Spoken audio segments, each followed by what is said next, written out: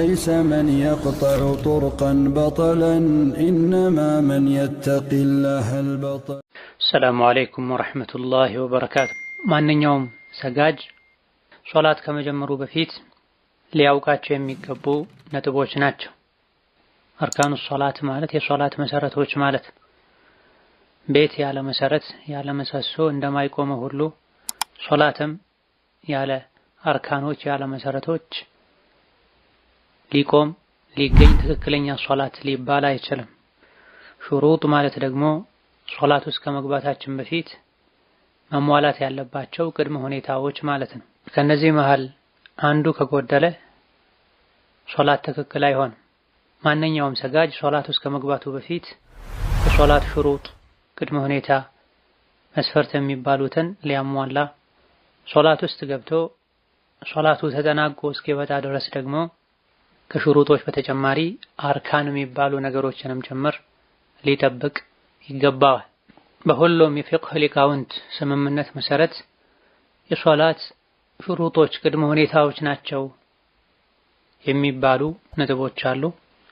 መስፈርት መሆናቸው መሰረት መሆናቸው ላይ ኺላፍ ያለባቸው አሊያ ደግሞ አንዳንዶች መስፈርት ውስጥ ሌሎች መሰረት ውስጥ የሚያስገቧቸው ነጥቦች አሉ።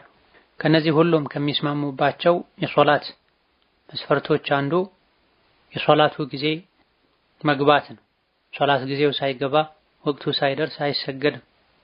ጊዜውን መግባት ማወቅ የሶላት መስፈርት ከሆነ የሶላት ጊዜ መግባቱን ማወቂያ መንገዶችን ማወቅም ግዴታ ይሆናል።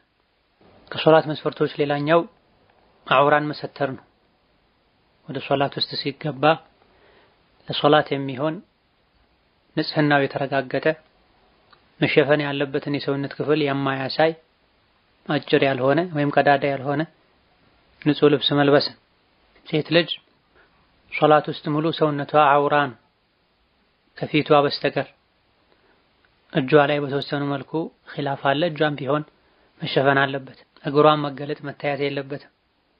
ወንድ ልጅ አማራጭ ካጣ የልብስ እጥረት ካለ ከእምብርት እስከ ጉልበቱ ከለበሰ በቂ ነው። የልብስ እጥረት ከሌለ በተለምዶ ሰዎች ከሰው ጋር ሲገናኙ የሚለብሱት የክብር ልብስ ለብሰው ሊሰግዱ ይገባል። ወከዛሊክ ሶላት ውስጥ ከመግባት በፊት ትጥበትን ግዴታ የሚያደርጉ ሁኔታዎች ካሉ ጀናባ ላይ የሆነ ወንድ ሴት ጀናባቸውን ሊያወርዱ የወር አበባ ደም ላይ የወሊድ ደም ላይ የነበረች ሴት ከጸዳች መታጠብ ውዱእ ማድረግ ግዴታ ይሆናል። እንደዚሁ ሰውነት ላይ ልብስ ላይ መስገጃ ቦታ ላይ ነጃሳን ማስወገድ የነዚህ የሶስት ነገሮችን ንጽህና መጠበቅ ሌላኛው የሶላት መስፈርት ነው። እነዚህ ነገሮች ተሟልተው ወደ ሶላት ሲገባ ፊትን ወደ ቂብላ ማዞር ሌላኛው የሶላት መስፈርት ነው። ፈወሊ ወጅሀከ ሸጥረ አልመስጂድ አልሐራም ብሏል አላህ ተባረከ ወተዓላ። በሶላት ሰዓት ፊታችሁን ወደ ቂብላ አዞራችሁ ስገዱ ተብለናል።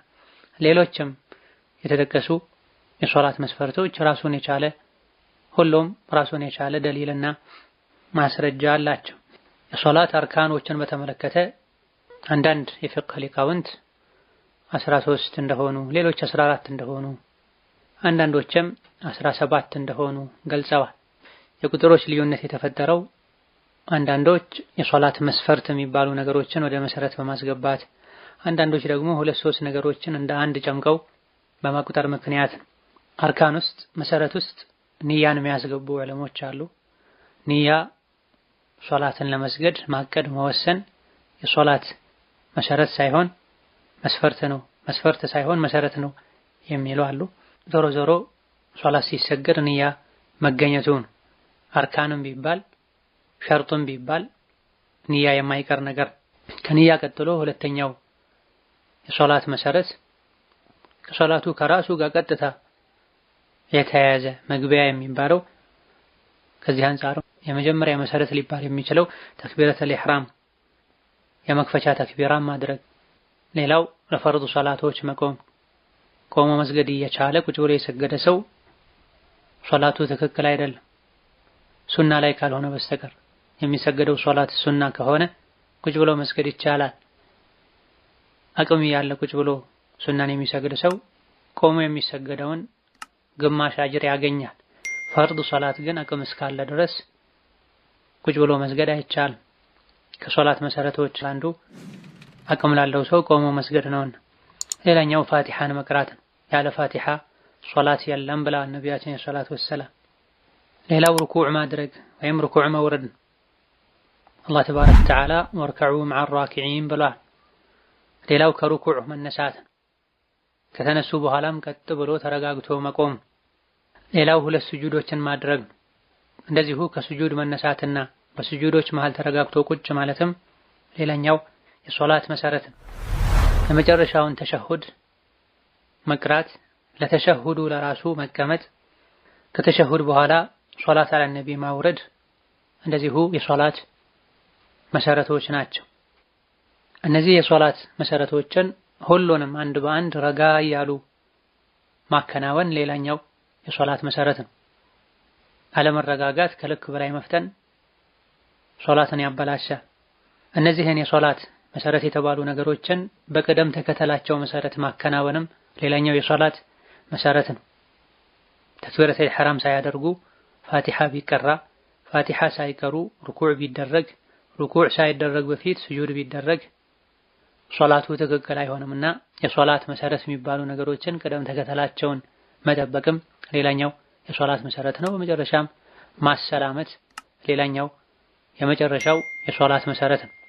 በርካታ የፊቅህ ሊቃውንት አንድ ጊዜ ብቻ ማሰላመት ይበቃል የሚል አቋም አላቸው። ነገር ግን ነቢያችን ሰለላሁ ዐለይሂ ወሰለም ያሰላምቱ የነበረው በግራ አንድ በቀኝ አንድ ወይም ሁለት ተስሊም እንደሆነ ተነግሯልና ሌሎች ሊቃውንት የግድ ሁለት ተስሊም መሆን አለበት የሚል አቋምም ስላላቸው ሁለቱም ተስሊሞች አንዴ ወደ ግራ በመጨረሻ ወደ ቀኝ አሰላሙ አለይኩም ወራህመቱላህ አሰላሙ አለይኩም ወራህመቱላህ ማለትም የሶላት መሰረቶች ናቸው። هذا وبالله التوفيق ለዛሬ በዚህ እናበቃለን። አሰላሙ አለይኩም ወራህመቱላህ ወበረካቱ።